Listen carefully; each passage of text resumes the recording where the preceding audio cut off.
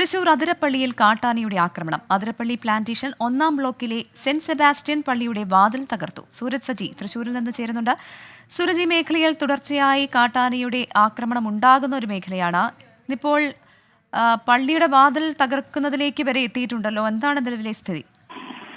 പ്രവിധ, ഇന്ന് ഉച്ചയ്ക്ക് ശേഷമായിരുന്നു ഇത്തരത്തിലെ കാട്ടാനയുടെ ആക്രമണം ഉണ്ടായത്. അതിരപ്പള്ളി പ്ലാന്റേഷൻ 1-ാം ബ്ലോക്കിൽ സെന്റ് സെബാസ്റ്റ്യൻ പള്ളിയാണ് ഇത്തരത്തിൽ ഈ കാട്ടാന ആക്രമിച്ചത്. ഒരു പിടിയാനയും കുട്ടിയാനയുമായിരുന്നു ഉണ്ടായിരുന്നത്. ഈ പിടിയാന ഈ പള്ളിയുടെ വാതിൽ പൊളിക്കുകയും പിന്നാലെ ഈ കുട്ടിയാന പള്ളിക്കകത്തേക്ക് കടന്നു എന്നുള്ളതാണ് പറയുന്നത്. പിന്നീട് കുറച്ചു നേരം ഈ പള്ളിക്കകത്ത് നിലയുറപ്പിച്ച ശേഷമാണ് ആനക്കുട്ടി ഉൾപ്പെടെ മടങ്ങിയത്. ഇതിനിടയിൽ ഈ കാട്ടാന പിൻഭാഗത്തെ ഗ്രില്ല് ഉൾപ്പെടെ തകർത്തു എന്നുള്ളതാണ്. ആ ദൃശ്യങ്ങളിൽ കാണാം. ഈ ഗ്രില്ല് ഉൾപ്പെടെ തകർത്തത് ആ ദൃശ്യങ്ങളിൽ തന്നെ വ്യക്തമാണ്. പിന്നീട് ഏറെ നേരത്തിന് ശേഷം, അതായത് ഈ പള്ളിക്ക് സമീപം ഉണ്ടായിരുന്ന ആളുകളെല്ലാം ബഹളം വെച്ചതോടെ കൂടി ഏറെ നേരത്തിന് ശേഷമാണ് ഈ കാട്ടാന അവിടെ നിന്ന് മടങ്ങിയത്. എന്തായാലും ഈ മേഖലയിൽ തുടർച്ചയായി കാട്ടാന ആക്രമണം ഉണ്ടാകുന്നു. ഈ തോട്ടം തൊഴിലാളികൾക്കടക്കം തൊഴിലെടുത്ത് പോലും ജീവിക്കാൻ കഴിയാത്ത അവസ്ഥയിലേക്ക് ഈ പ്ലാന്റേഷൻ മേഖല മാറുന്നു. അതിനിടയിലാണ് ഇപ്പോൾ ഒരു ആരാധനാലയത്തിന് നേരെ തന്നെ ഈ കാട്ടാനാക്രമണം ഉണ്ടായിരിക്കുന്നത്. പ്രവിധ, സൂരജ് സജിയാണ് തൃശ്ശൂരിൽ നിന്ന് വിവരങ്ങൾ നൽകിയത്. തൃശ്ശൂർ അതിരപ്പള്ളിയിൽ കാട്ടാനയുടെ ആക്രമണം.